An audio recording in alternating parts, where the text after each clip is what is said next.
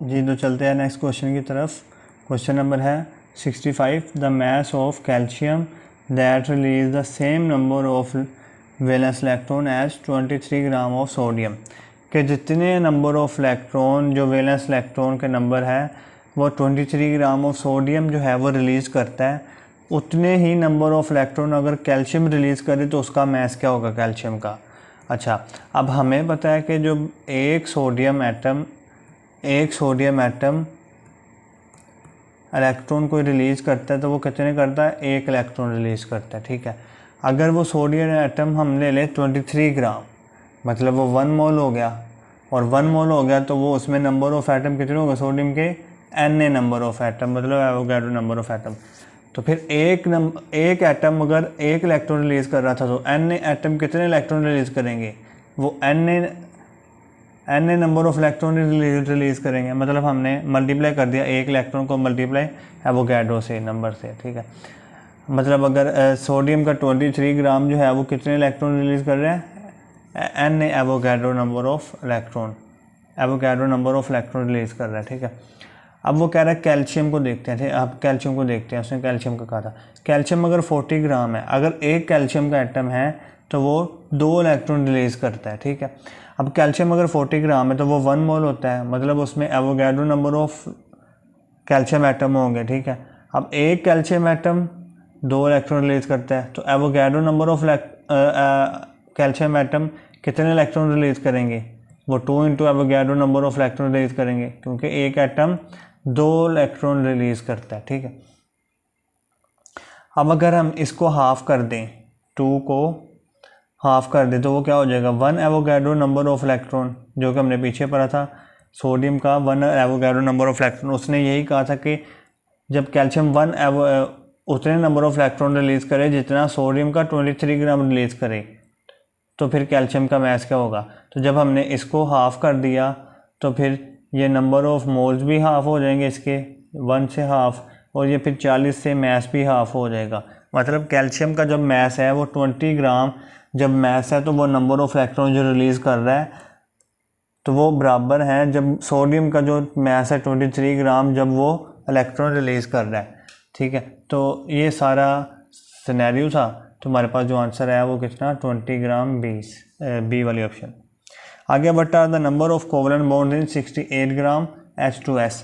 तो ये आपको आना चाहिए, मैंने बताया हुआ है कि कोई भी particles, electron, proton, neutron, double covalent bond, atoms, इन सब के लिए हमारे पास formula number of particles is equal to mass over molar mass multiply Avogadro number of particles. अच्छा, multiply Avogadro number multiply atomicity में। ठीक है, अब देखो उसने मास हमें दे दिया था 68 ग्राम, कोवलेंट बॉन्ड फाइंड करने हैं, उसने बताया भाई यहाँ पे देखो, उसने कहा number of covalent bond find करने हैं, नंबर ऑफ कोवलेंट बॉन्ड। ठीक है, तो अभी वो कह रहा है 68 ग्राम इसका मास उसने दिया है, और इसका H2S का मोलर मास क्या होगा 34। ये देखो H2S 2 हाइड्रोजन उसका 2, एक सल्फर का मास होता है 32, तो प्लस किया 34 इसका मोलर मास आ गया। अब इसको अगर आप डिवाइड करो 34 1 2, तो 2 को 2 से डिवाइड करो तो 4, तो 4Na हमारा, मतलब 4Na हमारा आंसर बन रहा है। मगर हम इसको सोल्व करेंगे, 4 इंटू एवोगाड्रो नंबर की वैल्यू पुट की, 4 को 6 से मल्टीप्लाई किया तो हमारे पास आ गया 24 इंटू 10 की पावर 23।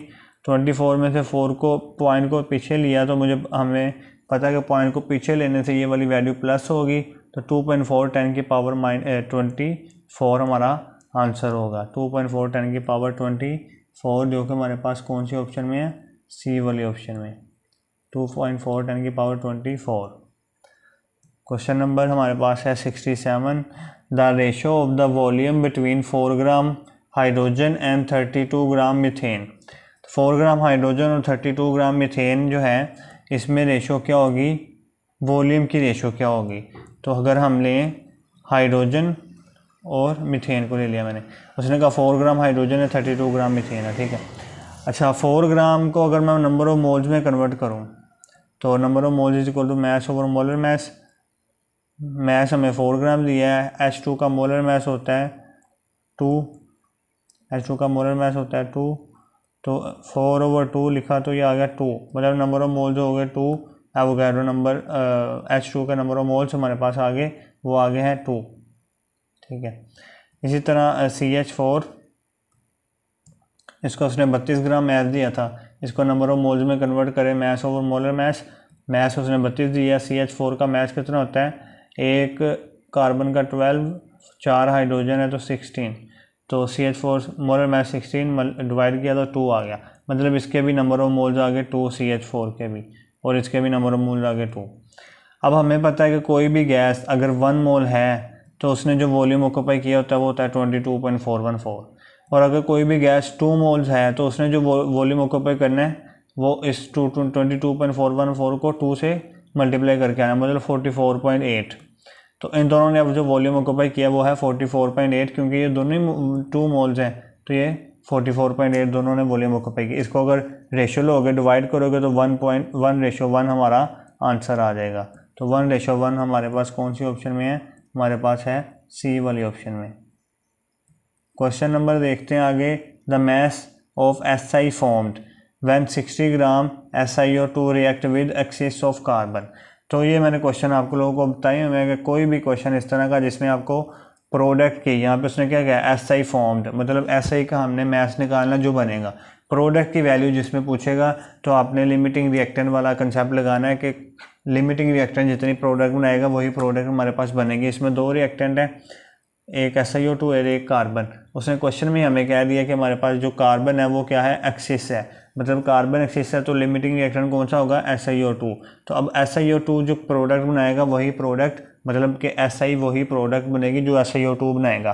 तो हम SiO2 को और SiC को, सिलिकॉन और कार्बाइड को हम कंपेयर कर लेते हैं, ठीक है। तो SiO2 SiC इसको हम कंपेयर करते हैं, ठीक है। अब बैलेंस केमिकल इक्वेशन के मुताबिक देखो तो जब Si1 है, SiO2 1 है तो SiC भी क्या है, SiC भी 1 है, तो हमने लिख दिया 1 SiO2 और SiC दोनों 1 1 है बैलेंस केमिकल इक्वेशन के मुताबिक। अब उसने हमें इसका मैच दे दिया है क्वेश्चन में SiO2 का 60, क्वेश्चन में उसने दे दिया 60। अब मैस ओवर, अगर हमने मोल्स में कन्वर्ट करना है तो number of moles is equal to mass over molar mass. Mass उसने 60 दे दिया, SiO2 का मैस अगर मोलर मैस निकालूं, सिलिकॉन का 28 होता है, O2 का 32, तो प्लस किया तो 60, तो मोलर मैस आ गया SiO2 का 60, तो मोलर मैस लगाया तो हमारे पास आंसर आ गया 1, मतलब 1 मोल उसने दे दिया। अब अगर ये भी 1 मोल है, मतलब बैलेंस केमिकल इक्वेशन के मुताबिक तो ये 1 मोल थे और ये भी 1 मोल बन रहा है। अब अगर ये उसने क्वेश्चन में भी 1 मोल दे दिया, मतलब ये भी फिर 1 मोल ही बनेंगे, ठीक है। तो 1 मोल हमारे पास SiC बनेगा, तो SiC हमारे पास 1 मोल बनेगा, जिसको अगर हम मैस में उसका मैस निकालना चाहिए तो हम इस फॉर्मूला से निकाल सकते हैं, मैस ओवर मोलर मैस है। Mass molar number of moles हमने 1 निकालनी है, मोलर मैस हमें निकालना है। मोलर मैस इसका अगर SiC का देखें तो वो होता है 28, सिलिकॉन का 12 इसका, तो ये होगा 40, तो 40 मैस ओवर मोलर मैस, 40 को उधर जाकर मल्टीप्लाई करो तो मैस आ गया हमारे पास 40, तो हमारे पास आंसर क्या होगा 40 ग्राम, जो कि हमारे पास है डी ऑप्शन में। तो डी वाली ऑप्शन हमारे पास करेक्ट होगी। अच्छा आगे चलते हैं। The mass of O2 required to burn 0.1 mole C2H5OH। 0.1 mole C2H5OH को जलाने के लिए जो ऑक्सीजन का मैस होगा वो बताना है, ठीक है। अब देखो ये C2H5OH की मैंने बर्निंग इक्वेशन लिखी है जिसमें 3 ऑक्सीजन के मॉलिक्यूल यूज़ होते हैं एक C2H5OH के साथ। अब इन दोनों को उसने कहा कि इसका O2 का मैस बताना है और C2H5OH का 1 मोल 0.1 मोल दिए हैं, तो इन दोनों को हम कंपेयर करेंगे, C2H5OH और O2, उन्हीं दोनों को कंपेयर करना है जिसका मैस एक तो जिसका मैस दिया होगा और एक जिसका मैस निकालना होगा। तो इसमें ऑक्सीजन का हमें निकालना है, इसको दिया हुआ है। बैलेंस केमिकल इक्वेशन के मुताबिक जब ये C2H5OH 1 मोल है तो ये ऑक्सीजन कितने मोल है, 3 मोल, तो मैंने लिख दिया ऑक्सीजन 3 मोल है और ये 1 मोल है। अब उसने कह दिया हमारे पास क्वेश्चन में 0.1 है C2H5OH 0.1 मोल है, तो इस हमें ऑक्सीजन कितनी चाहिए होगी वो हमें बतानी है। तो इसको अगर क्रॉस मल्टीप्लाई करोगे तो हमारे पास आंसर आएगा 0.1 × 3 0.3, और इसका उसने वेट पूछा था ऑक्सीजन का, मतलब ये ऑक्सीजन के नंबर ऑफ मोल्स आ गए, तो उसने इसके वेट पूछा था मतलब मैस। तो number of moles is equal to mass over molar mass, हम फॉर्मूला लगाएंगे। मास उसने हमें दे दिया है नंबर ऑफ मोल्स हमारे पास 0.3 आए थे, मास हमें फाइंड करना था। मोलर मास होता है ऑक्सीजन का 32, तो 32 उधर जाकर जब मल्टीप्लाई होगा 0.3 इंटू 32 तो ये हमारे पास आएगा 9.6। तो 9.6 हमारे पास डी वाली ऑप्शन में है, तो डी हमारा आंसर होगा, डी वाला आंसर।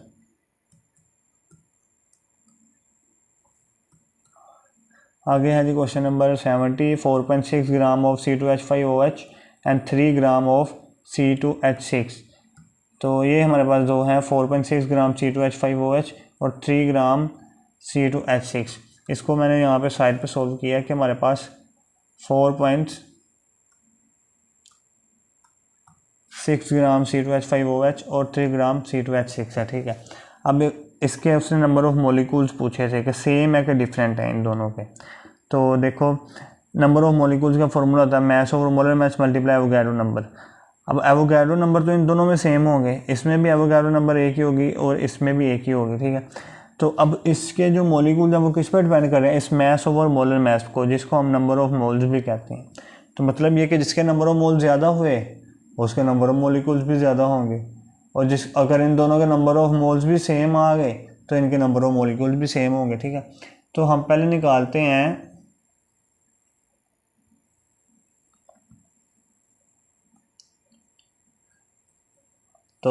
निकालते हैं इस ए वाली ऑप्शन के 4.6 ग्राम C2H5OH के, ठीक है, इस ए वाली ऑप्शन के। तो इसमें उसने मास दे दिया 4.6 और इसका अगर मोलर मास निकालें C2H5OH का तो वो होता है कि 2 हमारे पास कार्बन है जिसका 24, एक 6 ऑक्सीजन जिसका 6 हाइड्रोजन जिसका 6 और एक ऑक्सीजन जिसका 16। तो 46 हमारे पास इसका मोलर मास आ गया 46। तो इसको अगर डिवाइड करो तो हमारे पास 1/10 आता है। इसी तरह अगर 3 ग्राम हमारे पास जो है C2H6 है तो इसका जो मास आएगा, नंबर ऑफ मोल्स निकालेंगे वो कैसे, 3 ग्राम मास ऊपर रखेंगे, नीचे रखेंगे मोलर मास। C2H6 का मोलर मास निकालोगे तो आपके पास आएगा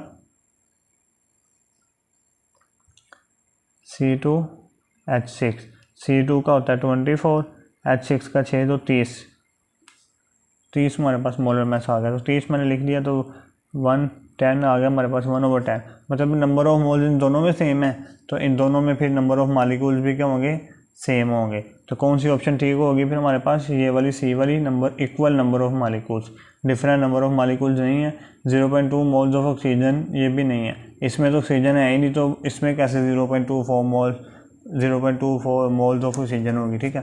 तो सी वाली ऑप्शन ठीक है हमारे पास।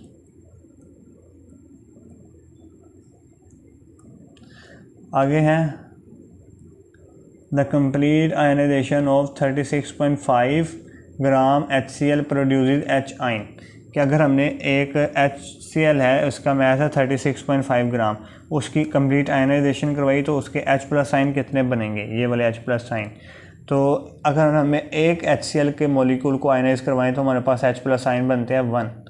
तो मैंने बताया अब कोई भी number of ions, atom, molecule, number of ions, number of atom, electron, number of proton, number of covalent bond, इन सब के लिए हमारे पास जो फॉर्मूला है वो है मास और molar mass multiply Avogadro number multiply atomicity. अब देखो एटॉमिसिटी इसके लिए क्या है, उसने नंबर ऑफ H+ आयन पूछा है, तो जब हम एक HCl के मॉलिक्यूल को आयनाइज करते हैं तो एक H+ आयन मिलता है, तो मतलब एटॉमिसिटी हमारे पास 1 होगी, ठीक है। अब उसने मास हमें दिया था 36.5 और इसका मोलर मास क्या होता है HCl का, एक H का 1 मास होता है और एक Cl का 35.5 जो कि होता है 36.5। तो मोलर मास में इसका 36.5 ये आपस में कैंसिल हो गए और मल्टीप्लाई किया इसको एवोगाड्रो नंबर को 1 से, तो एवोगाड्रो नंबर ही आया, मतलब 6.010 की पावर 23 हमारे पास आंसर होगा, जो कि हमारे पास है सी वाली ऑप्शन में। नहीं, सी वाली में नहीं, हमारे पास है ए वाली में, उसमें है 22 नहीं, हमारे पास 23 आंसर होगा। आगे number of hydrogen atoms in 45 gram glucose, 45 gram glucose में नंबर ऑफ हाइड्रोजन एटम कितने होंगे ये बताना है, ठीक है जी। तो ये है हमारे पास फॉर्मूला किसी भी नंबर ऑफ़ एटम्स को किसी भी मॉलिक्यूल्स में निकालने का, जो कि हमने अभी आयंस के लिए भी यूज़ किया, पीछे हमने इलेक्ट्रॉन्स के लिए भी यूज़ किया था, प्रोटॉन्स के लिए भी यूज़ किया था। ये फार्मूला सब पे अप्लाई होता है, बस आपने एटॉमिसिटी का ख्याल रखना है, ठीक है। अब वो कह रहा है इसमें हाइड्रोजन, ग्लूकोज में हाइड्रोजन को हाइड्रोजन के नंबर ऑफ़ एटम निकालने हैं, ठीक है। तो हम लिखते हैं मैथ उसने दिया था 45, मोलर मैथ 180 होता है ग्लूकोज का, आप देख लेना इसका कैलकुलेट करके, multiply Avogadro number multiply atomicity 12। अब क्यों 12 लिखी है, उसने हाइड्रोजन एटम कहा था, तो एक ग्लूकोज के हाइड्रोजन मॉलिक्यूल में हाइड्रोजन एटम कितने हैं 12, तो हमने 12 लिख दिया। मतलब एक किसी भी सब्सटेंस के एक मॉलिक्यूल में जो एटम होंगे वो हमने लिखने हैं, ठीक है। अब आगे देखो 45 वन दा 40, यहाँ पे 4 से कैंसिल हो गया, तो 4 वन दा 4, 4 3 दा 12, तो अगर बाकी हमारे पास क्या बच गया 3 इंटू एवोगाड्रो नंबर, तो 3 को 6 से मल्टीप्लाई करो तो 18 इंटू 10 की पावर 23, और अगर यहाँ से मैं पीछे की तरफ मूव करूँ एक पॉइंट, तो ये आ जाएगा 1.8 और ये वाला प्लस हो जाएगा 1.8 10 की पावर 4, तो हमारा आंसर होगा 1.8 10 की पावर 24। ये हमारे पास सी वाली ऑप्शन में है। आगे the volume occupied by 1 gram of oxygen gas. हमें पता है कि अगर ऑक्सीजन गैस 32 ग्राम हुई तो मतलब वो 1 मोल होगी, तो वो जो वॉल्यूम ऑक्यूपाई करेगी वो होगी मोलर वॉल्यूम 22.414 डेसीमीटर क्यूब। और अगर ऑक्सीजन वो कह रहा है अब क्या है 1 ग्राम, तो उसका वॉल्यूम कितना होगा, इसको हम क्रॉस मल्टीप्लाई करेंगे। क्रॉस मल्टीप्लाई करने से हमारे पास 22 को डिवाइड करना पड़ेगा 32 से, तो जब मैंने 22 को 32 से डिवाइड किया यहाँ पर 22 को 32 से, तो हमारे पास आंसर 0.6 के करीब आ रहा था, जिसको मैंने 0.7 के करीब भी कह सकता हूँ। तो हमारे पास जो ऑप्शन में देखो है 22.4, 22 तो 0.7 हमारे पास आंसर होगा। The ratio of the volumes between equal message of O2 H2 and CH4, कि हमारे पास ये O2 H2 और CH4 हैं, कौन कौन O2 H2 और CH4, इनके मैसेज क्या है सेम, तो इनके वॉल्यूम्स की रेशो क्या होगी, ठीक है, ये बताना है, ठीक है। अब ये मैंने ले लिया यहाँ पर O2 H2 और CH4, इनके मैसेज उसने कहा था सेम लेने हैं, मैंने ले लिए 32 इनके सेम मैसेज ले लिए, ठीक है, सेम मैसेज ले लिए। अब वो कह रहा है बताओ इनके वॉल्यूम्स की रेशो क्या होगी। अब देखो इसका मैंने सेम मैथ लिया तो 32 ग्राम, अगर इसको 32 ग्राम को मैं मोल्स में कन्वर्ट करूं तो number of moles is equal to mass over molar mass, तो 32 मैथ मोलर मैथ O2 का था 32, तो इसको डिवाइड करोगे तो 1 आएगा, मतलब नंबर ऑफ मोल्स ऑक्सीजन क्या है हमारे पास 1। अगर मैं निकालूँ H2 के तो नंबर ऑफ मोल्स, उसने मैथ हमने लिया है 32, मोलर मैथ H2 का होता है 2, तो डिवाइड किया तो 16, नंबर ऑफ मोल 16 आ गया अब हमारे पास हाइड्रोजन के। अब निकालते CH4 के मैथ हमने 32 लिया है, मोलर मैथ 16 होता है, तो इसको डिवाइड करोगे तो 2 आ जाएगा, तो हमारे पास इसके आगे नंबर ऑफ मोल्स 2। अब हमें पता है कोई भी गैस अगर 1 मोल है तो उसने जो वॉल्यूम ऑक्यूपाई किया होता है उसे हम कहते हैं मोलर वॉल्यूम VM, जो कि जिसकी वैल्यू होती है 22.414 डेसीमीटर क्यूब। अच्छा, अब अगर यहाँ पे 16 नंबर ऑफ मोल्स हैं तो इसका जो वॉल्यूम होगा हाइड्रोजन गैस का वो 16 टाइम्स ऑफ मोलर वॉल्यूम होगा, मतलब 16 इंटू मोलर वॉल्यूम, और इसका जो वॉल्यूम होगा वो 2 इंटू मोलर वॉल्यूम होगा। अब इन सब में से मोलर वॉल्यूम सबसे कैंसिल हो गए, बाकी क्या बच गया, यहाँ पे 1, यहाँ पे 16, यहाँ पे 2, तो 1:16:2 हमारा आंसर होगा, जो कि है हमारे पास बी वाली ऑप्शन में 1:16:2। आगे which series of organic compound share the same empirical formula. तो पहले देखो कि दो ऑर्गेनिक कंपाउंड के जो सीरीज जिसमें एम्पिरिकल फार्मूला सब सीरीज के मेंबर्स का सेम होना चाहिए। तो हम क्या करते हैं पहले ना ये अल्केन्स वाली देखते हैं। अल्केन्स में 2 मेंबर लेते हैं, मैंने एक अल्केन में लिया इथेन C2H6 और एक मैंने इसमें ले लिया प्रोपेन C3H8। इसका मैंने एम्पिरिकल फार्मूला निकाला तो C2 2 3 6 CH3 और इसका निकाला तो C3H8 आ गया, ठीक है।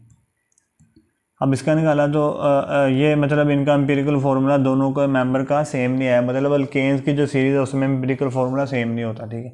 अब मैंने एक ले ली अल्कीन C2H4 जिसको मैंने इथीन कहते हैं, एक अल्कीन मैंने ले ली C3H6 जिसको हम प्रोपीन कहते हैं। इसका मैंने निकाला तो 2 1 2 2 3 2 2 4, तो CH2 हमारे पास आ गया इसका एम्पिरिकल फार्मूला। इसका निकाला तो C3 3 2 6, तो CH2 इसका आ गया। मतलब अल्कीन ऐसी सीरीज़ है ऑर्गेनिक कंपाउंड की जिसमें मॉलिक्यूलर एम्पिरिकल फार्मूला सब मेंबर्स का सेम होता है, तो डी वाला ऑप्शन हमारे पास। अल्काइंस भी नहीं होगा, एरोमेटिक्स भी नहीं होगा। आगे अभी 14 following does not represent empirical and molecular formula of same compound. कौन सी ऑप्शन है जिसमें से ऐसा कंपाउंड जिसका एम्पिरिकल मॉलिक्यूलर फार्मूला नीचे वाली ऑप्शन में नहीं है। H2O का एम्पिरिकल और मॉलिक्यूलर फार्मूला यही होता है, HCHO का ये भी होता है, HCH4 का भी होता है, मगर NaCl है जो कि एक आयोनिक कंपाउंड है, और आयोनिक कंपाउंड का एम्पिरिकल फार्मूला मॉलिक्यूलर फार्मूला नहीं होता, इनका सिर्फ एम्पिरिकल फार्मूला होता है। तो उसने यही कहा था कि आयोनिक कौन सी जो है जो कि नहीं रिप्रेजेंट कर रही किसको, एम्पिरिकल और मॉलिक्यूलर फार्मूला सेम कंपाउंड का, दोनों का एम्पिरिकल और मॉलिक्यूलर फार्मूला होना चाहिए, मगर इसका तो एम्पिरिकल फार्मूला है, मॉलिक्यूलर फार्मूला नहीं है, तो ये हमारे पास आंसर होगा NaCl। आगे है 1 mole of which of these molecule contains highest number of atom. इनमें से जो नंबर दिए गए वाटर, बेंजीन, सुक्रोज और ग्लूकोज, इनमें से कौन सा मॉलिक्यूल है जिसमें ज़्यादा से ज़्यादा नंबर ऑफ एटम होंगे, सबसे ज़्यादा नंबर ऑफ एटम होंगे, जबकि सारे ही 1 मोल हैं। ठीक है, तो इसका फॉर्मूला हमें पता है, नंबर ऑफ एटम्स का फॉर्मूला मैं बता चुका हूँ बहुत बार, नंबर ऑफ एटम्स का फॉर्मूला मैं बहुत बार बता चुका हूँ। तो नंबर ऑफ एटम्स का फॉर्मूला होता है मास over number of moles multiply Avogadro number multiply atomicity. Number of moles को हमें पता है कि हम मास ओवर मोलर मास भी लिख सकते हैं, जो कि हम पीछे वाले क्वेश्चन में लिखते आए हैं, मास ओवर मोलर मास। अब इसमें देखो उसने हमें कहा कि इसके इन सब के नंबर ऑफ मोल्स कितने हैं, उसने हमें कहा इन सब के नंबर ऑफ मोल्स हैं 1।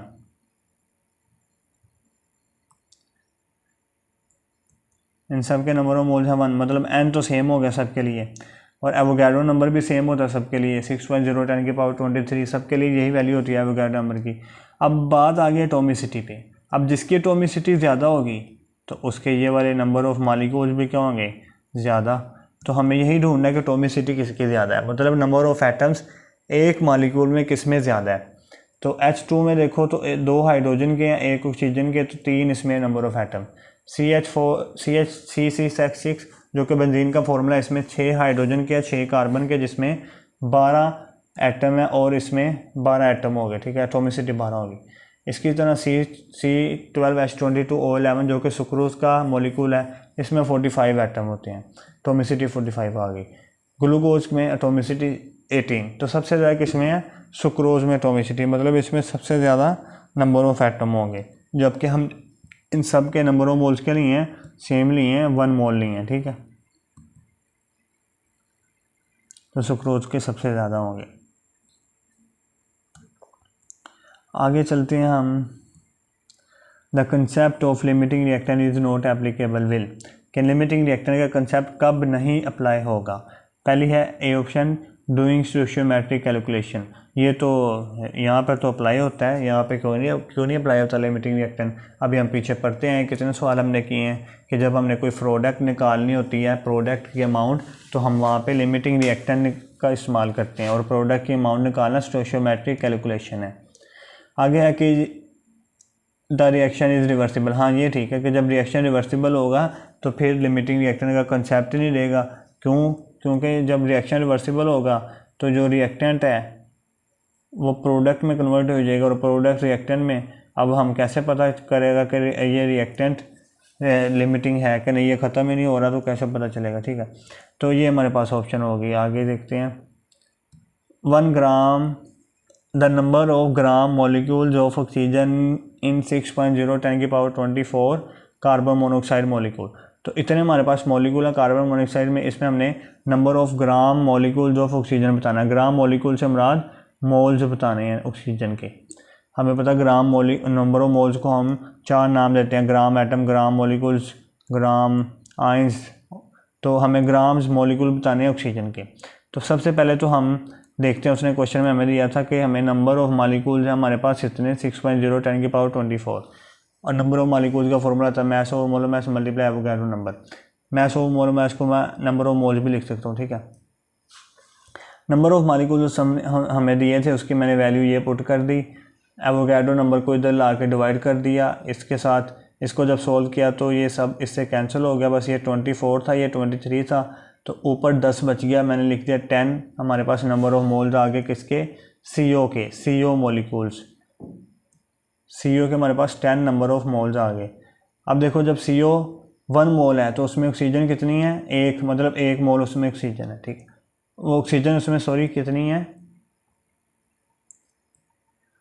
ऑक्सीजन उसमें हाफ मोल है, ठीक है, ऑक्सीजन उसमें हाफ मोल होगा, क्योंकि हाफ ऑक्सीजन 1 मोल तो होती है O2, 1 मोल ऑक्सीजन होती है O2, O क्या होती है, हाफ मोल, उसमें CO में O है ना, तो मतलब हाफ मोल। जब ऑक्सीजन कार्बन मोनोऑक्साइड 1 मोल है तो ऑक्सीजन उसमें क्या है, हाफ मोल, और जब कार्बन मोनोऑक्साइड 10 मोल होगी तो ऑक्सीजन कितनी आएगी फिर, तो इसको आप क्रॉस मल्टीप्लाई कर दें, इसको इससे और इसको इससे, तो x इज इक्वल टू हो जाएगा 10/2 दैट इज इक्वल टू 5। तो 5 हमारे पास नंबर ऑफ मोल्स होंगे कार्बन ऑक्सीजन के इन कार्बन मोनोऑक्साइड, इसमें इतने नंबर ऑफ मॉलिक्यूल्स होंगे, तो वो हमारे पास है बी वाली ऑप्शन है। 80 क्वेश्चन जो है वो ही लिमिटिंग रिएक्टेंट वाला क्वेश्चन, और इस तरह के क्वेश्चन बहुत अच्छे लगते हैं मुझे। वो कहता है कि भाई 50 ग्राम calcium carbonate was completely burn in air, what is the weight of the residue का वेट। तो ये कैल्शियम कार्बोनेट की जो हम हीट करते हैं तो ये उसकी इक्वेशन है, वो बनाता है कैल्शियम ऑक्साइड और ऑक्सीजन, ये जो है वो रेजिड्यू है कैल्शियम ऑक्साइड। वो कह रहा है कि हमने 50 ग्राम कैल्शियम कार्बोनेट को बर्न किया तो कैल्शियम ऑक्साइड कितना बनेगा, मतलब रेजिड्यू कितना बनेगा वो बताना है। हमने कैल्शियम कार्बोनेट और कैल्शियम ऑक्साइड को कंपेयर किया, तो हमें बैलेंस केमिकल इक्वेशन के मुताबिक जब ये 1 मोल है तो ये भी 1 मोल है, ठीक है, ये 1 मोल है तो ये भी 1 मोल है, तो हमने इसको भी 1 मोल लिया, इसको भी 1 मोल लिया, ठीक है। तो अब अगर उसने कहा हमारे पास जो कैल्शियम कार्बोनेट वो कितना है, वो 50 ग्राम है, 50 ग्राम है, हमने ग्राम को नंबर ऑफ मोल्स में कन्वर्ट करना होता है, तो मैं क्या करता हूँ, मैच की जगह पे लिखता हूँ 50, number of moles molar match की जगह पे 100। इसको जब सोल्व, मोलर मैच जो है कैल्शियम कार्बोनेट का अगर आप कैलकुलेट करो कैल्शियम कार्बोनेट का, तो कैल्शियम का 40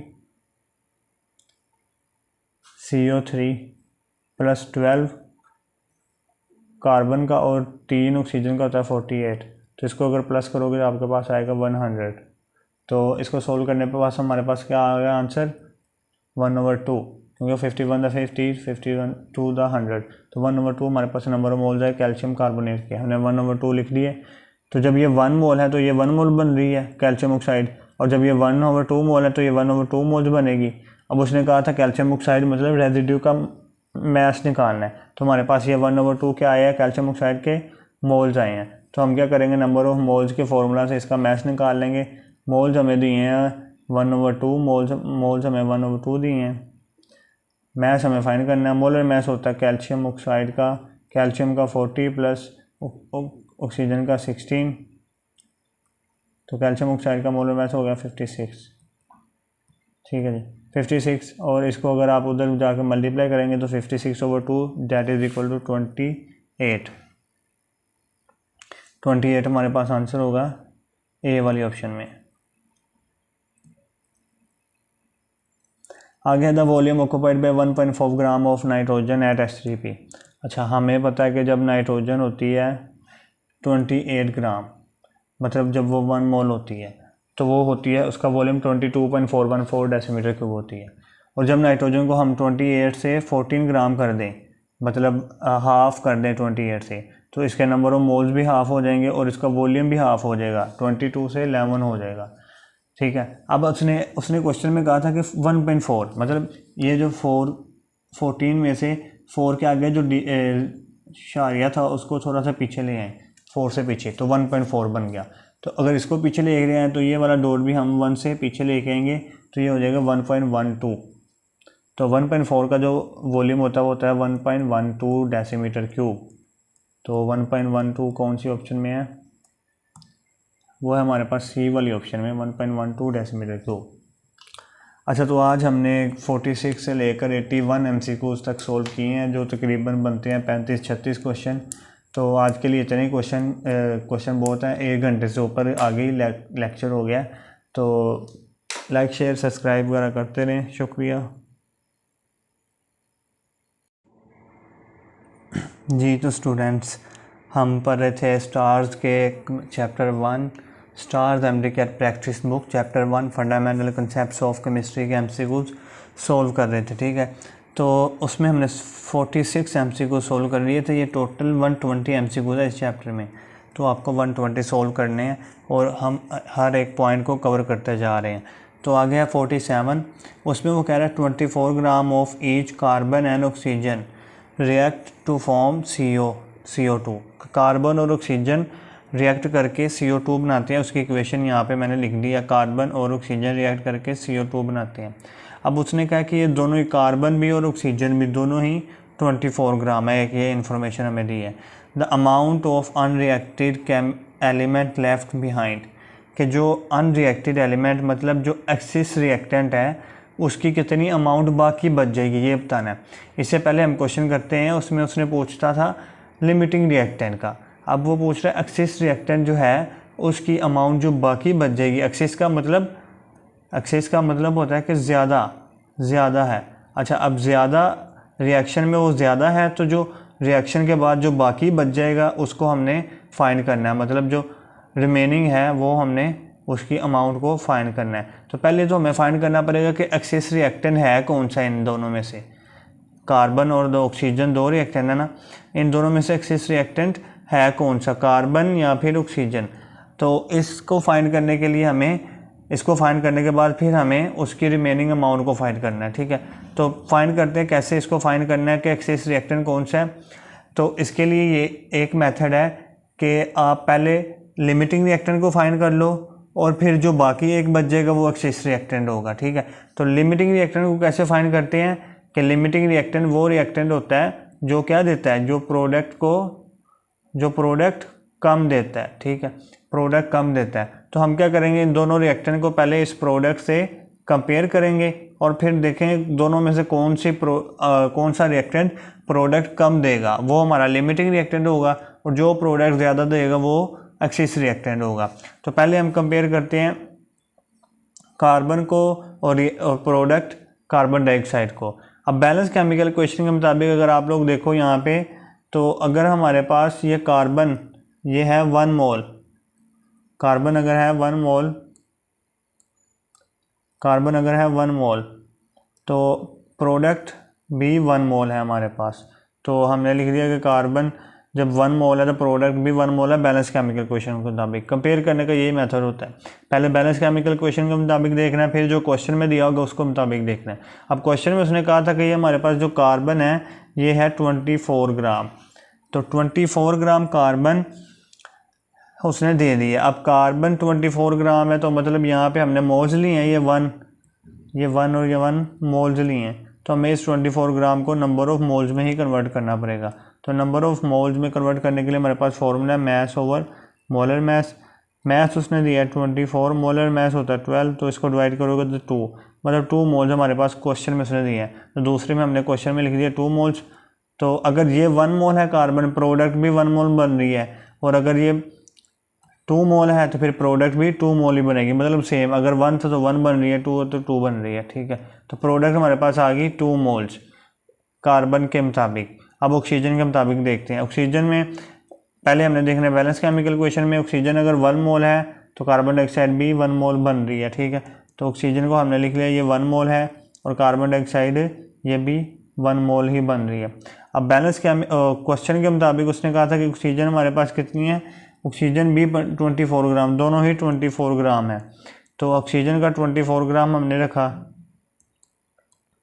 ऑक्सीजन का मैस उसने दिया था 24 ग्राम।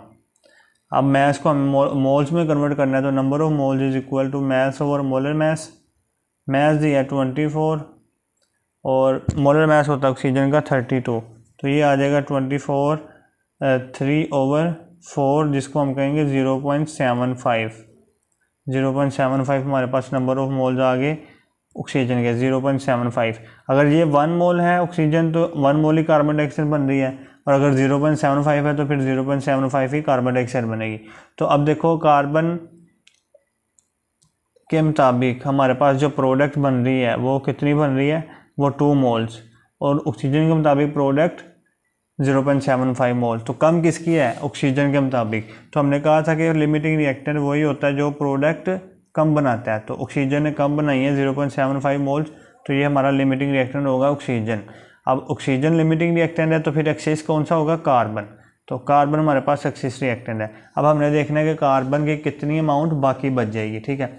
उसके लिए हमें कार्बन और ऑक्सीजन को कंपेयर करना पड़ेगा। टोटल हमें जो पहली अमाउंट, मतलब उसने टोटल कार्बन कितने, हमें क्वेश्चन में कहा था कि 24 ग्राम है टोटल कार्बन, ठीक है, ये आपने याद रखना।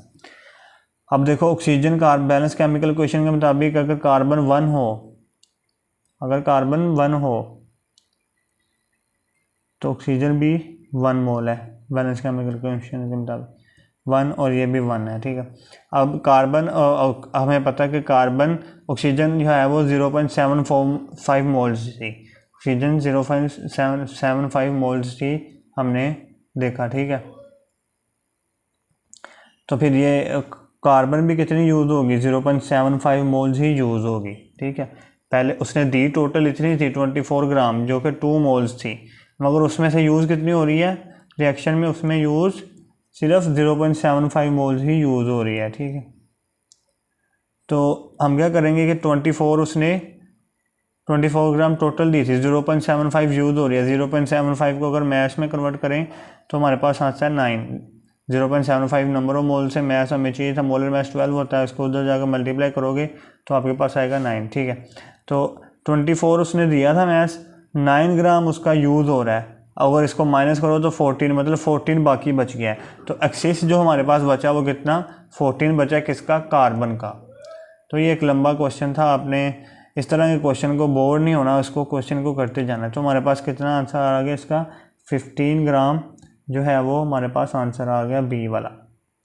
आगे है at STP 1 mole of any gas में रिप्रेजेंट, कि STP पे जो कोई गैस हो तो वो 1 मोल किसको रिप्रेजेंट करती है? हमें पता है कोई STP पे जो गैस होती है वो होती है, तो जब वो 1 मोल जो गैस होती है, जो 1 मोल गैस होती है उसका जो वॉल्यूम होता है वो होता है मोलर वॉल्यूम। उसने जो वॉल्यूम ऑक्यूपाई किया होता है उससे हम कहते हैं मोलर वॉल्यूम, और जो उसका मैस होता है उसे हम कहते हैं मोलर मैस। और उसमें जो नंबर ऑफ़ पार्टिकल्स होते हैं वो एवोगैड्रो नंबर Na के बराबर होते हैं। तो इसमें ये तीनों चीज़ें लिखी हुई हैं कि 1 mole of any ideal gas represent molar volume of the gas, molar mass of the gas, Na molecules of the gas, all of these. तो ऑल ऑफ दीज हमारी ऑप्शन होगी, डी वाली ऑप्शन करेक्ट होगी। आगे है the number of moles of water which contain 16 gram oxygen. अब देखो अगर हमारे पास 1 मोल वाटर हो तो उसमें ऑक्सीजन कितने ग्राम होती है? ये ऑक्सीजन एक ही है, ऑक्सीजन कितने ग्राम होती है उसमें? ऑक्सीजन उसमें होती है 16 ग्राम। ये एक ही ऑक्सीजन है और एक ऑक्सीजन का मैस होता है 16। तो मतलब जब 16 ग्राम ऑक्सीजन है तो उसमें वाटर के कितने मोल होंगे? 1 मोल। तो 1 मोल हमारे पास आंसर होगा इसका 49 का ए वाला। आगे चलते जाते हैं, आगे है जी the mass of 2 moles of electron. 2 mole electron है उसका मैस क्या होगा ये बताओ। पहले तो हम कैलकुलेट कर लेते हैं कि 2 मोल में इलेक्ट्रॉन के नंबर कितने होंगे, कितने इलेक्ट्रॉन होंगे 2 मोल्स में, ठीक है। हमें पता है कि नंबर ऑफ़ इलेक्ट्रॉन या फिर किसी भी पार्टिकल्स के नंबर निकालने के लिए हमारे पास जो फॉर्मूला होता है वो है number of moles multiply Avogadro number multiply atomicity. तो यहाँ पे एटॉमिसिटी 1 होगी। नंबर ऑफ मोल्स उसने कहा 2 हैं और एवोगैड्रो नंबर फॉर्मूला से, तो 2 इंटू एवोगैड्रो नंबर हमारे पास नंबर ऑफ़ इलेक्ट्रॉन आ गए। ये है हमारे पास नंबर ऑफ़ इलेक्ट्रॉन टोटल 2 मोल में नंबर ऑफ़ इलेक्ट्रॉन, ठीक है। अच्छा अब वो हमें पता है कि एक इलेक्ट्रॉन का जो मैस होता है वो होता है 9.1 10⁻31। अब उसने कह दिया कि हमारे पास 2 मोल इलेक्ट्रॉन का क्या मैस होगा। तो हमारे पास 2 मोल इलेक्ट्रॉन में इतने होते हैं इलेक्ट्रॉन, 2 इंटू एवोगैड्रो नंबर। 2 मोल में अभी हमने कैलकुलेट किया 2 इंटू एवोगैड्रो नंबर हमारे पास इलेक्ट्रॉन होते हैं उसमें। तो एक का होता है मैस ये 9.1 10⁻31। तो 2 मोल का क्या मैस होगा? हम इसको मल्टीप्लाई कर देंगे 9.1 31 को 2 मोल्स के नंबर से। तो इसको अगर आप मल्टीप्लाई करोगे तो आपके पास आंसर आएगा 1.10 मिलीग्राम। तो आंसर आपके पास आएगा 1.10 मिलीग्राम। आ गया from the complete combustion of 0.2 moles calcium carbonate the volume of CO2 obtained is 0.2 mole calcium carbonate को अगर हम कंबस्शन मतलब हीट करें तो हमारे पास जो कार्बन डाइऑक्साइड मिलेगी वो कितनी मिलेगी, उसका वॉल्यूम क्या होगा। अब हमें पता है कि कैल्शियम कार्बोनेट को अगर हम हीट करें तो हमें मिलता है CaO, जिसको हम रेजाइड या फिर कैल्शियम ऑक्साइड या फिर कार्बन डाइऑक्साइड मिलती है। ठीक है, दो चीज़ें मिलती हैं। अब वो कह रहा है कि बैलेंस केमिकल इक्वेशन के, अब उसने कहा था कि कैल्शियम कार्बोनेट उसने इसको दे दिया था 0.2 मोल इसकी वैल्यू दे दी थी, तो कहा था कार्बन डाइऑक्साइड को निकालना है। तो हाँ, आपने हमेशा उन दोनों को कंपेयर करना है। जब भी इस तरह के रिएक्शन दिए होंगे कि जिसमें एक रिएक्शन दे के और आपसे दो को कंपेयर करवाएगा, एक वो जिसका उसने वैल्यू दी होगी, एक जिसका फाइंड करना होगा, इन दोनों को कंपेयर करना है। तो हम कैल्शियम कार्बोनेट को और कार्बन डाइऑक्साइड को कंपेयर करेंगे। ठीक है, तो calcium carbonate balance chemical equation के मुताबिक हमारे पास कितने मोल हैं, 1 मोल।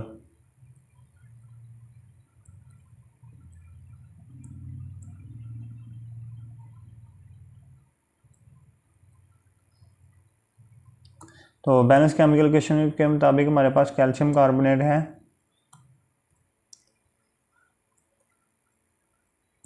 1 मोल और कार्बन डाइऑक्साइड भी 1 मोल है। तो इनको मैंने लिख लिया 1 मोल 1 मोल। अब हमें पता कि अगर 1 मोल कार्बन डाइऑक्साइड है तो इसका जो वॉल्यूम होता है 1 मोल किसी भी गैस का 1 मोल का वॉल्यूम 22.414 डेसीमीटर क्यूब होता है। ठीक है, अब ये 22.414 जब 1 मोल है, अब उसने कह दिया था हमारे पास कैल्शियम कार्बोनेट जो है वो है 0.2 मोल। तो अगर ये 1 मोल था तो कार्बन डाइऑक्साइड भी 1 मोल मिल रही थी, अगर ये 0.2 मोल तो कार्बन डाइऑक्साइड भी 0.2 मोल मिलेगी। ठीक है, अब कार्बन डाइऑक्साइड जब 1 मोल थी उसका वॉल्यूम था 22.414 डेसीमीटर क्यूब, और अगर वो 2 मोल होगी तो उसका वॉल्यूम क्या होगा, इसको 2 से मल्टीप्लाई करना होगा, तो हमारे पास मल्टीप्लाई करके आएगा 44.8 के करीब आंसर। ठीक है, अगर ये 2 मोल होगी। अब उसने कह दिया कि 0.2 मोल है, 0.2 मोल, इसका मतलब कि मैं इसके 0 के पीछे एक पॉइंट ले आता हूँ यहाँ से पीछे, तो जब आप यहाँ से पीछे ले गए होगे तो पॉइंट यहाँ से भी फिर पीछे की तरफ आएगा, मतलब 4.48 के करीब आंसर आएगा। तो ये वाला आंसर होगा 4.48 के करीब हमारे पास वॉल्यूम इसका होगा।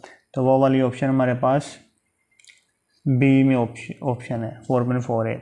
आगे वो कह रहा है if we consider the 1/6 in place of 1/12 of the mass of carbon atom as the relative atomic mass, कि जब वो रिलेटिव एटॉमिक मास की आप डेफिनेशन पढ़ती है उसमें अगर 1/12 की जगह 1/6 ले लें तो 1 मोल ऑफ सब्सटेंस पे क्या असर पड़ेगा। आपने क्या किया, आपने 1/12 को हाफ करके 1/6 कर दिया है, तो मतलब फिर 1 मोल भी क्या हो जाएगा, उसके सब्सटेंस पे भी डिक्रीज टू हाफ हो जाएगा वो भी। तो इसका ए ऑप्शन।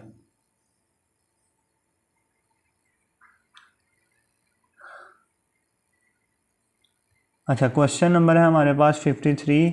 वो कह रहा है जी a collection of 2Na helium atoms, कि हमारे पास एटम कितने हैं 2Na, हीलियम के एटम 2Na।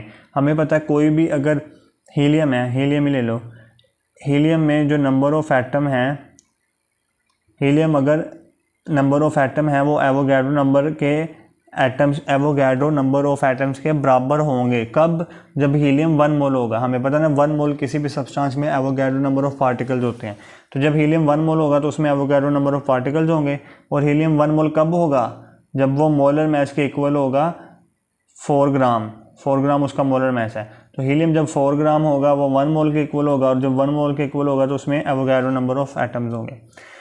अब हमें उसने कहा कि हीलियम के नंबर ऑफ एटम कितने हैं 2Na, मतलब कि हमें फिर 1 मोल को भी 2 से मल्टीप्लाई करना पड़ेगा, मतलब 2 मोल हो जाएगा, और स्मॉलर मास को भी 2 से मल्टीप्लाई करना पड़ेगा, और ये हमारे पास हो जाएगा 2 × 4 8।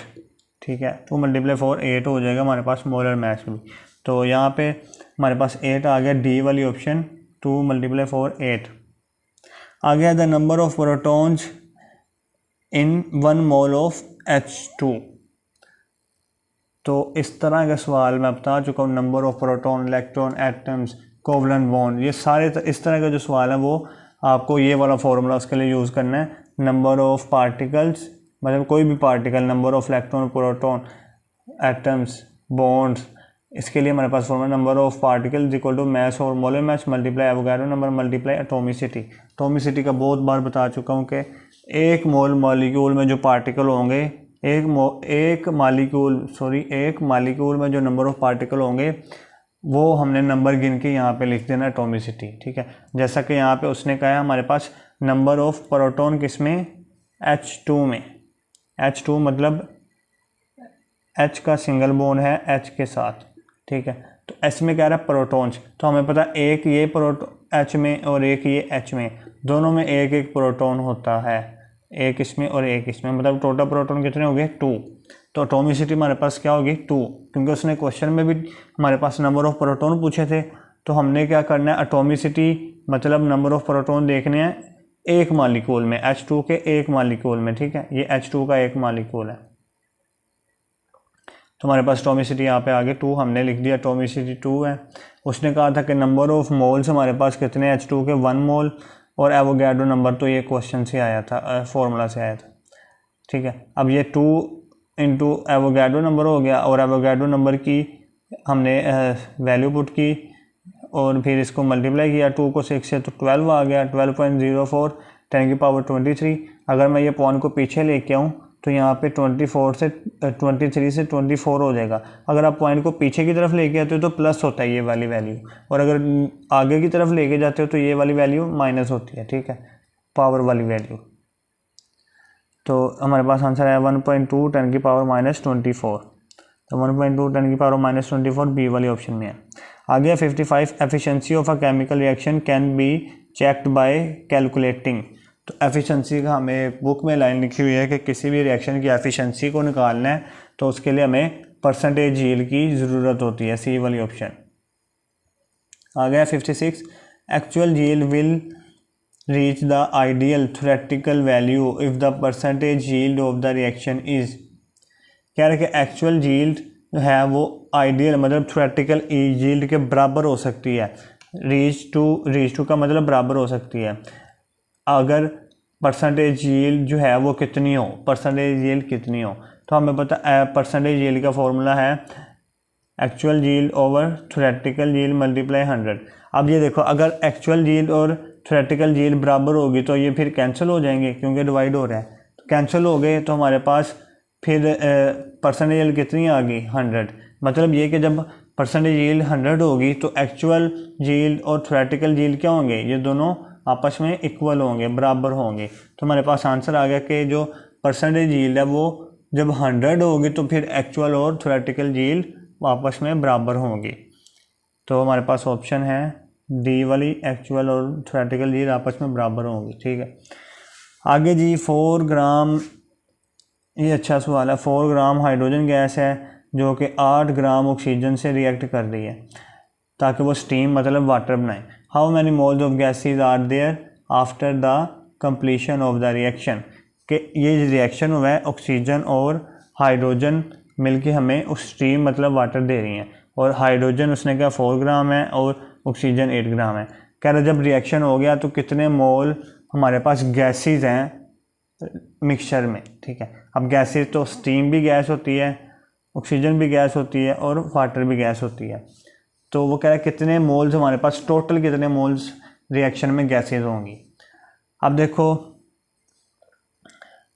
हमें पता है कि इन दोनों में से, हाइड्रोजन में से और ऑक्सीजन में से, एक तो रिएक्टेंट कोई लिमिटिंग रिएक्टेंट होगा, ठीक है। और जो लिमिटिंग रिएक्टेंट होता है वो तो ख़त्म हो जाता है रिएक्शन के एंड पे, मतलब उसके नंबर ऑफ मोल्स तो हम रिएक्शन के एंड पे मिक्सचर में होंगे नहीं, ठीक है। तो अब पहले हम क्या करेंगे कि इनके नंबर ऑफ मोल्स निकालेंगे, मतलब इनको देखेंगे कि इनमें इन दोनों में से कौन सा लिमिटिंग रिएक्टेंट है, और उसका प्रोसेस आपको बहुत बार बता चुका हूँ। और फिर दूसरा हम देखेंगे लिमिटिंग रिएक्टेंट जो होगा उसको तो निकाल देंगे, उसके नंबर ऑफ मोल्स नहीं आएंगे। फिर हम दूसरा देखेंगे कि ये जो वाटर बन रही है इसके कितने मोल्स हैं, क्योंकि ये तो एंड पे प्रोडक्ट बननी है ना, तो इसके नंबर ऑफ मोल्स तो काउंट होंगे, एंड पे रिएक्शंस में होंगे तो हमें इसके नंबर ऑफ मोल्स निकालने होंगे। तो पहली बात के लिमिटिंग रिएक्टेंट देखना है, उसको फिर कैंसिल कर देना है। दूसरा हमें प्रोडक्ट देखनी है, इसके कितने नंबर ऑफ मोल्स होंगे। फिर हमें देखना है कि ये जो एक्सिस रिएक्टेंट बच जाएगा इन दोनों में से, एक्सिस रिएक्टेंट उसके कितने बाकी बच गए, ठीक है, एक्सेस रिएक्टेंट के कुछ बाकी बच जाएंगे ना, और साथ हमारे पास प्रोडक्ट बन जाएगी, तो वो दोनों मिलके जो बनाएंगे वॉल्यूम, वो दोनों मिलके जो नंबर ऑफ मोल्स बनाएंगे वही नंबर ऑफ मोल्स हमारे पास गैसेस के मिक्सचर में पड़े होंगे। तो पहले हम देखते हैं लिमिटिंग रिएक्टेंट। तो उसके लिए पहले मैंने हाइड्रोजन को और वाटर को कंपेयर किया। जब हाइड्रोजन 2 मोल है तो वाटर भी 2 मोल मिल रहा है हमें, ठीक है। तो हाइड्रोजन 2 मोल तो वाटर भी 2 मोल, यहाँ पे देखिए 2 मोल 2 मोल। तो अब उसने क्वेश्चन में कहा था कि हमारे पास हाइड्रोजन है 4 ग्राम। 4 ग्राम का मतलब कि हाइड्रोजन है 2 मोल। तो जब हाइड्रोजन 2 मोल है तो वाटर भी 2 मोल ही मिला, मतलब हाइड्रोजन के केस में हमारे पास जो प्रोडक्ट बनी वो 2 मोल बनी। ऑक्सीजन के केस में उसने कहा था कि हमारे पास बैलेंस केमिकल इक्वेशन के मुताबिक हमारे पास जब ऑक्सीजन 1 मोल है 1 मोल तो प्रोडक्ट 2 मोल बन रही है, ठीक है। ऑक्सीजन 1 मोल प्रोडक्ट 2 मोल। वो कह रहा है कि ऑक्सीजन हमें उसने क्वेश्चन में कहा था कि ऑक्सीजन हमारे पास है 8 ग्राम, ऑक्सीजन है 8 ग्राम। तो अगर आप इस ग्राम को नंबर ऑफ ऑक्सीजन के 8 ग्राम को नंबर ऑफ मोल्स में चेंज करो तो moles is equal to mass over molar mass. Mass हमें दिया है 8 ग्राम, मोलर मैस होता है ऑक्सीजन का 32, तो ये हो जाएगा 1/4। तो 1/4 नंबर ऑफ मोल्स ऑक्सीजन के हमें उसने क्वेश्चन में दिए थे और उसने हमें प्रोडक्ट निकालनी थी। तो इसको क्रॉस मल्टीप्लाई करोगे तो आपके पास आंसर आएगा 1/2। तो 1/2 हमें मिला आंसर किसकी वजह से, ऑक्सीजन की वजह से, और हाइड्रोजन की वजह से मिला 2। तो कम कौन सा है 1/2, मतलब ऑक्सीजन हमारे पास लिमिटिंग रिएक्टेंट है। तो ऑक्सीजन तो ख़त्म हो गया, ऑक्सीजन की कोई वॉल्यूम एंड पे नहीं बचेगा। अब हमारे पास लिमिटिंग रिएक्टेंट बच गया हाइड्रोजन। तो हमें पता है कि हाइड्रोजन कितना यूज़ हुआ होगा वो हमने निकालना है। तो हाइड्रोजन अगर हमें पता है ऑक्सीजन, अगर हाइड्रोजन और ऑक्सीजन को कंपेयर करना पड़ेगा हमें, हाइड्रोजन और ऑक्सीजन। हमें पता है बैलेंस केमिकल इक्वेशन के मुताबिक अगर हाइड्रोजन 2 मोल थी तो ऑक्सीजन 1 मोल है, ठीक है। तो हाइड्रोजन 2 मोल, ऑक्सीजन 1 मोल। तो अब देखो ऑक्सीजन कितने मोल यूज़ हुई थी हमारे पास रिएक्शन में, ये 1/4 मोल। तो ऑक्सीजन 1/4 मोल। तो हाइड्रोजन कितने मोल यूज़ हुई होगी वो बताना है हमें। तो X is equal to hydrogen क्या होगा 1/2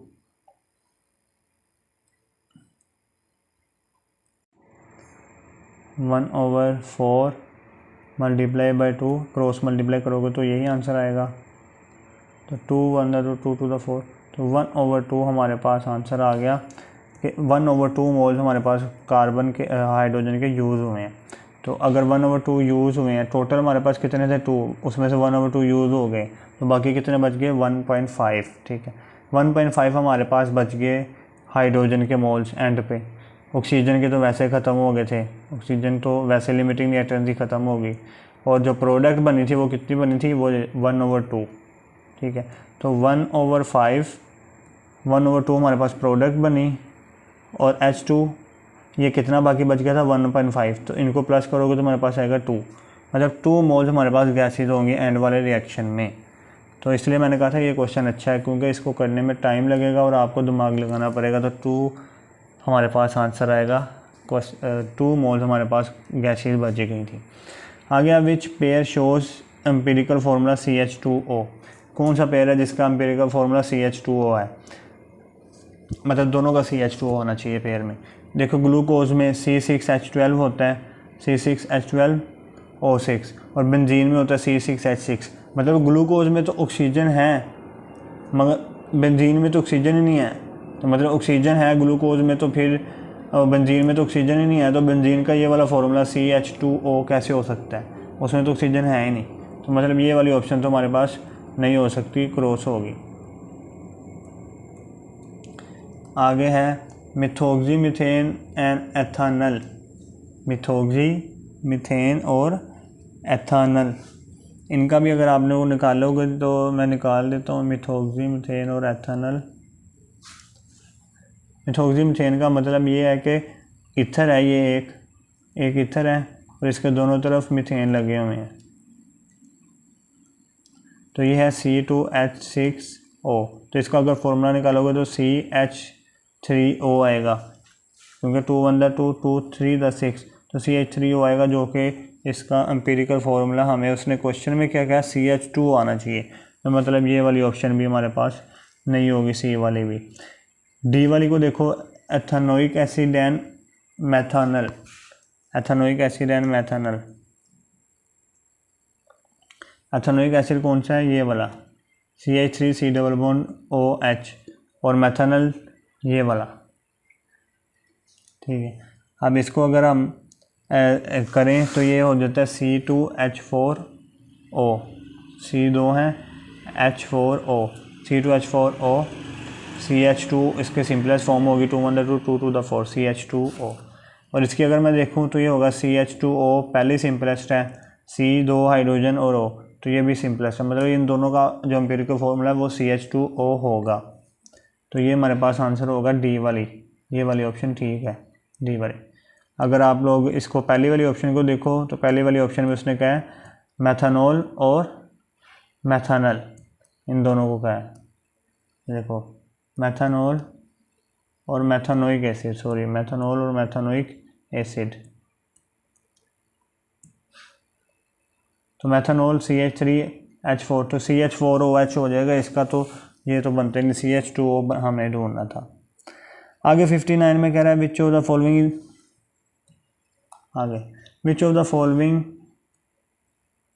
what is the mass of same number of atoms of potassium as are present in 11.5 gram of sodium. वो कह रहा है जितने number of atom 11.5 gram sodium में है ना, उतने ही नंबर ऑफ एटम्स पोटाशियम में भी हैं, उतने ही नंबर ऑफ एटम्स पोटाशियम में है, same number of atoms potassium में जितने 11.5 ग्राम सोडियम में। तो कह रहा है बताओ फिर पोटाशियम का मैस क्या होगा, ठीक है। तो अब देखो हमें पता है कि जब सोडियम 23 ग्राम होता है, मतलब वो मोलर मैस होता है 23 ग्राम उसका, तो जब वो 23 ग्राम होता है तो वो 1 मोल के इक्वल होता है, और जब 1 मोल के इक्वल होगी कोई भी सब्सटेंस तो उसमें नंबर ऑफ पार्टिकल Na होंगे। अगर हम 23 को हाफ कर दें तो 11.5 ग्राम जब सोडियम होगा तो वो फिर क्या होगा, हाफ मोल्स होगा। जब 23 था तो वो 1 मोल था, अगर 23 को हाफ कर दे तो वो फिर हाफ मोल हो गया, और इसमें नंबर ऑफ पार्टिकल भी फिर क्या होंगे, हाफ ही होंगे, ठीक है, हाफ एवोगाड्रो नंबर ही होंगे। पोटाशियम का मोलर मैस होता है 39, मतलब जब मोलर मैस 39 उसका पोटाशियम का, तो वो 1 मोल होगा जब वो 39 ग्राम होगा, और उसमें नंबर ऑफ पार्टिकल्स कितने होंगे, एवोगाड्रो नंबर। और जब हम पोटाशियम को हाफ कर देंगे तो वो क्या, उसका मोलर मैस भी क्या हो जाएगा, हाफ 19.5, और उसमें नंबर ऑफ पार्टिकल भी क्या हो जाएंगे, हाफ। तो देखो अब सोडियम में जब नंबर ऑफ पार्टिकल्स क्या थे 11.5 पे क्या थे, हाफ, Na के हाफ 11.5 पे। उसने ये कहा था कि जब सोडियम में 11.5 पे जो पार्टिकल जब वो कितने हैं, वो हाफ हैं, और उसने कहा था कि जो पोटाशियम के भी इतने ही एटम होने चाहिए, मतलब वो हाफ होने चाहिए, मगर उसका मैस बताओ, तो मैस उसका होगा 19.5 जब उसके नंबर ऑफ एटम्स क्या होंगे, हाफ। तो बी वाली ऑप्शन। इसी के साथ question number 60, the number of molecules of water that one needs to put in a jar make the total mass equal to 10.8 kg। तो ये आपको याद रखना है कि मैस कितना दे दिया उसने, 10.8 kg। उसने कह दिया मैस जो है वाटर का वो कितना है, 10.8 किलोग्राम, जिसको अगर हम ग्राम में कन्वर्ट करें तो हमें 1000 से मल्टीप्लाई करना पड़ेगा, तो इसका आंसर आएगा 10800। इसके कह रहे हैं नंबर ऑफ मालिक्यूल्स निकालने हैं, ठीक है। तो नंबर ऑफ मालिक्यूल्स का फॉर्मूला हमें आता है कि mass over molar mass multiply Avogadro number. Mass हमें इतना दे दिया उसने, मोलर मैस वाटर को आता है 18, और एवोगाड्रो नंबर वैसे के वैसे। अगर आप मैस और मोलर मैस को डिवाइड करोगे तो आपके पास आंसर आएगा 600, और एवोगाड्रो नंबर की वैल्यू मैंने लिख दी, ठीक है 600। अब ये 600 के ये जो 2 0 हैं इसको मैंने 10 की पावर 2 लिख दिया, बाकी वैसे के वैसा नंबर ये वाला ये नीचे आ गया, और ये 6 वैसे का वैसे मैंने लिख दिया, ये जो 6 बच गया था। अब 6 को इस 6 से मल्टीप्लाई किया तो 36 और इसको इसमें प्लस कर दिया क्योंकि दोनों प्लस हो रहे हैं तो 25 10 की पावर 25। अब ये मैं अगर यहाँ पे जो 0 पॉइंट था 6 के आगे उसको पीछे ले जाऊँ क्योंकि पॉइंट इसके आगे होता है। अगर कोई पॉइंट नहीं नज़र आ रहा तो वो डिजिट के आगे ही होता है, ठीक है, लास्ट वाली रकम के। अगर मैं इसको पीछे की तरफ लेके आऊँ तो मैंने कहा था अगर पीछे की तरफ लेके आओ तो इसको एक ज़्यादा करना पड़ता है, अगर आगे की तरफ लेके जाओ तो एक कम करना पड़ता है। तो पीछे की तरफ लेके आओ तो 26 हो गया, 3.6 10 की पावर 26 हमारा आंसर हो गया। 3.6 10 की पावर 26 कहाँ पे है, ये है बी वाली ऑप्शन में 3.6 10 की पावर 26। आ गया जी the maximum number of moles are present in, सबसे ज़्यादा नंबर ऑफ मोल्स किस में होंगे। हमें पता है कि कोई भी गैस हो, चाहे ऑक्सीजन, हाइड्रोजन, नाइट्रोजन, सब भी गैसेस में जब वो 1 मोल होती हैं तो उसके जो नंबर ऑफ पार्टिकल, उसमें जो वॉल्यूम होता है उसका, उस वॉल्यूम को हम कहते हैं, उसका जो वॉल्यूम होता है जब वो 1 मोल हो तो उसे हम मोलर वॉल्यूम कहते हैं और वो होता है 22.414। अगर ये वॉल्यूम हाफ हो जाए 22 से 11.2 तो फिर उसके नंबर ऑफ मोल्स भी हाफ हो जाएंगे। और अगर ये वॉल्यूम डबल हो जाए तो फिर उसके नंबर ऑफ मोल्स भी डबल हो जाएंगे। और अगर ये वॉल्यूम 3 टाइम्स हो जाए 67.5 तो उसके नंबर ऑफ मोल्स भी 3 टाइम्स हो जाएंगे। मतलब सबसे ज़्यादा नंबर ऑफ मोल्स किस में है, इस 67.5 वाले, इस 67.5 वाले वॉल्यूम में, ठीक है, इसमें सबसे ज़्यादा नंबर ऑफ मोल्स है। तो वही उसने पूछा कि नंबर ऑफ मोल सबसे ज़्यादा किस में होंगे, तो हमें पता है जो सबसे ज़्यादा जिसका वॉल्यूम होगा 67.35 मोल्स, 67.25 मोल, और कितने नंबर ऑफ मोल्स होंगे इसमें, 3 नंबर ऑफ मोल्स। अच्छा, अब ये देखो ना, गैसेज इसमें डिफरेंट है, इसमें हाइड्रोजन है, नाइट्रोजन है, कार्बन डाइऑक्साइड, ऑक्सीजन। गैसेज से फ़र्क नहीं पड़ता वॉल्यूम पे, वॉल्यूम हर किसी गैस का 1 मोल गैस का सेम ही होगा, ठीक है। आगे, the branch of chemistry which describe the relationship between the amounts of reactant and product in a balance chemical equation. तो ये स्टोइचियोमेट्री की डेफिनेशन है, सी वाली ऑप्शन के, जिसमें हम किसी भी रिएक्टेंट और प्रोडक्ट का रिलेशन करते हैं कि हमें प्रोडक्ट कितनी मिलेगी और रिएक्टेंट कितना कंज्यूम हो रहा है। आगे वाला क्वेश्चन देखिए, ये स्टोइचियोमेट्री का ही है जिसमें हम प्रोडक्ट निकालेंगे। Calculate the number of moles of K2SO4 produce, मतलब K2SO4 जो नंबर ऑफ मोल्स निकालने हैं जो कि बनती है, कैसे, when 14 gram KOH react with axis H2SO4। तो मैंने बताया हुआ कि अगर इस तरह के सवाल आपको आ जाते हैं तो आपने सबसे पहले इक्वेशन बनानी है। तो ये मैंने इक्वेशन बनाई, KOH H2SO4 से रिएक्ट करके K2SO4 और वाटर देता है। अब अगर उसने प्रोडक्ट के नंबर पूछ लिए हैं, मतलब प्रोडक्ट का मैस या फिर नंबर ऑफ मोल्स उसके पूछ लिए हैं, तो आपको क्या करना होता है कि लिमिटिंग रिएक्टेंट का कंसेप्ट अप्लाई करना होता है। हमें पता है कि लिमिटिंग रिएक्टेंट के कंसेप्ट के मुताबिक लिमिटिंग रिएक्टेंट जितनी प्रोडक्ट बनाता है उतनी ही बनती है, और जो लिमिटिंग रिएक्टेंट कौन सा होता है, रिएक्टेंट जो प्रोडक्ट कम बनाता है। तो मतलब हमें पहले लिमिटिंग रिएक्टेंट फाइंड करना पड़ेगा और फिर देखेंगे वो प्रोडक्ट कितनी बनाता है, क्योंकि प्रोडक्ट तो उतनी ही बननी है जितनी लिमिटिंग रिएक्टेंट बनाता है, ठीक है। तो इसमें से उसने क्वेश्चन में हमें कह दिया कि हमारे पास जो एक्सिस रिएक्टेंट है वो कौन सा है, H2SO4, मतलब एक्सिस रिएक्टेंट है ये वाला H2SO4, तो लिमिटिंग कौन सा होगा, KOH। तो फिर हमें KOH को K2SO4 से कंपेयर करना पड़ेगा ताकि देखें कि KOH जो लिमिटिंग रिएक्टेंट है वो कितनी प्रोडक्ट बनाता है, वही तो प्रोडक्ट बनेगी असल में, जो एक्सिस बनाता है वो नहीं बनती, ठीक है। तो KOH को हमने K2SO4 से कंपेयर किया। तो KH बैलेंस केमिकल इक्वेशन के मुताबिक अगर 2 मोल है तो K2SO4 1 मोल है, तो ये मैंने लिख लिया 2 मोल, ये 1 मोल। अब KOH का उसने मैच दिया हमें, KOH का मैच दिया हमें उसने 14 ग्राम, ठीक है जी, KOH का मैच 14 ग्राम। अब हमें मैथ को मोलर मैथ में कन्वर्ट करना है, तो मैथ को मोलर मैथ में कन्वर्ट करने के लिए number of mole is equal to mass over molar mass. Mass हमें 14 दिया है और मोलर मैथ अगर हम KOH का निकालें तो वो होता है 39 Ka का, ऑक्सीजन का 16 और हाइड्रोजन का 1, इसका टोटल हो गया 56। तो 56 हमारे पास मोलर मैथ आ गया, 56 लिखा। तो इसको डिवाइड करोगे 14 1 द 14, 14 4 द 56, मतलब 1/4 हमारे पास नंबर ऑफ मोल्स आ गए KOH के। तो 1/4 अगर ये हैं तो प्रोडक्ट कितनी बनेगी? तो इसके लिए हमें इसको क्रॉस मल्टीप्लाई करना पड़ेगा। क्रॉस मल्टीप्लाई किया तो हमारे पास आंसर आया x इंटू 2 1/4। तो ये जो 2 उधर जाके फिर 4 से डिवाइड हो जाएगा, तो फिर हमारे पास ये ख़त्म हो गया यहाँ से फिर। तो हमारे पास आंसर आया 1/8। तो 1/8 जिसको हम ये भी लिख सकते हैं, ये है 0.125। जब आप 1/8 को डिवाइड करोगे तो 0.125 आएगा। मतलब हमारे पास जो नंबर ऑफ मोल्स बने प्रोडक्ट के वो कितने बने? 0.125, बी वाली ऑप्शन। आगे जी, how many atoms are there in 0.125 S2 molecule, S8 molecule. S8 molecule है, उसमें कितने नंबर ऑफ एटम हमारे पास होंगे ये मैंने बताना है, ठीक है। तो हमारे पास नंबर ऑफ एटम्स का फॉर्मूला हमें आता है, number of atoms is equal to किसी भी नंबर ऑफ एटम्स, किसी भी सब्सटेंस में नंबर ऑफ एटम निकालने हो तो number of moles multiply Avogadro number multiply atomicity. Number of moles की जगह पे आप वो भी लिख सकते हो मास ओवर मोलर मास।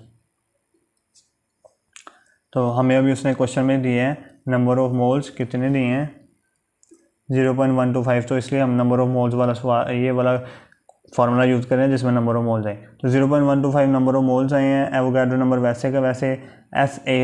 S8 में नंबर ऑफ एटम कितने हैं? 8। तो 8 हमारे पास एटॉमिसिटी होगी, ठीक है, एटॉमिसिटी 8।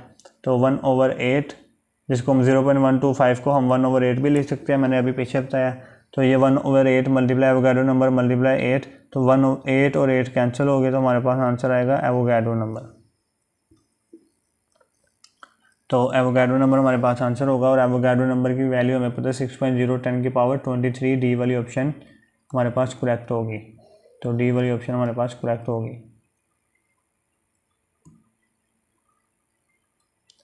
तो डी वाली ऑप्शन करेक्ट होगी। अब आगे चलते हैं।